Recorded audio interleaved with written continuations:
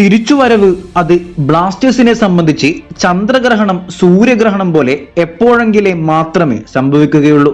പ്രത്യേകിച്ച് ഈ സീസണിൽ തിരിച്ചുവരവ് നടത്താൻ ഒരു കൂട്ടം താരങ്ങൾ ആഗ്രഹിക്കുമ്പോൾ ഒരു കൂട്ടം താരങ്ങൾ അത് എങ്ങനെ നശിപ്പിച്ച് ഇല്ലാതാക്കാൻ ശ്രമിക്കുന്നു. ഇന്നത്തെ ബംഗളൂരുവിനെതിരെയുള്ള 4 ഗോളിന്റെ വമ്പൻ തോൽവിയോടെ ഹോമിലും എവേയിലും ദയനീയ നാണംകെട്ട തോൽവി ഏറ്റുവാങ്ങി ബ്ലാസ്റ്റേഴ്സ് സീസണിൽ 6ാം തോൽവിയോടെ പോയിന്റ് ടേബിളിൽ 10ാം സ്ഥാനം ആണിയിട്ട് ഉറപ്പിച്ച് കഴിഞ്ഞു. കൂടാതെ ഈ സീസണിൽ പ്രതീക്ഷകൾക്ക് ഏറെക്കുറെ കർട്ടനും ഇട്ടുകഴിഞ്ഞു.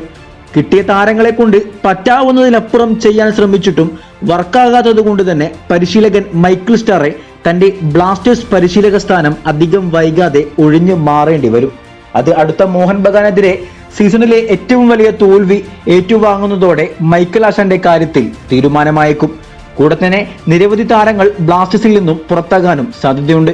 നിലവിൽ 5ഓളം താരങ്ങൾ ടീം വിട്ടേക്കുമെന്ന റിപ്പോർട്ടുകൾ വരുമ്പോൾ ഇനി ആരാധകർ മാനേജ്മെന്റിനെ താങ്ങുന്നത് നിർത്തി ബ്ലാസ്റ്റേഴ്സിന്റെ നല്ല ഭാവി മികച്ചൊരു ഓണേഴ്സിനെ വരവേൽക്കാൻ തയ്യാറാകേണ്ടതുണ്ട്.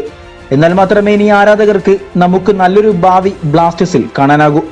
ആദ്യ ഹാഫിൽ വൻ പരാജയമായ ബ്ലാസ്റ്റേഴ്സ് 2ാം പകുതിയിൽ തിരിച്ചുവരവ് കാണിച്ചെങ്കിലും ഗോൾ വഴങ്ങാൻ മാത്രം അറിയാവുന്ന അരിപ്പ ഡിഫൻസിലും വൻ അഴിച്ചുപണി അത്യാവശ്യമാകും. നിലവിലുള്ളതിൽ നോവച്ചയെ നിലനിർത്തി എല്ലാ ഇന്ത്യൻ വിദേശ താരങ്ങളെയും പറഞ്ഞു വിടേണ്ടതുണ്ട്. പുതിയ മികച്ച താരങ്ങളെ എത്തിക്കേണ്ടതുമുണ്ട്. പ്രത്യേകിച്ച് ലെജൻഡ് ദാനിഷിനെയും ഗോട്ട് രാഹുലിനെയും പറഞ്ഞയക്കാനും സമയമായിട്ടുണ്ട്. എന്തായാലും മാനേജ്മെന്റും കോച്ചും മാറി മികച്ചൊരു ഓണേഴ്സ് വരുന്നതോടെ ബ്ലാസ്റ്റേഴ്സിൽ മികച്ച നീക്കങ്ങൾ ഉണ്ടാകും.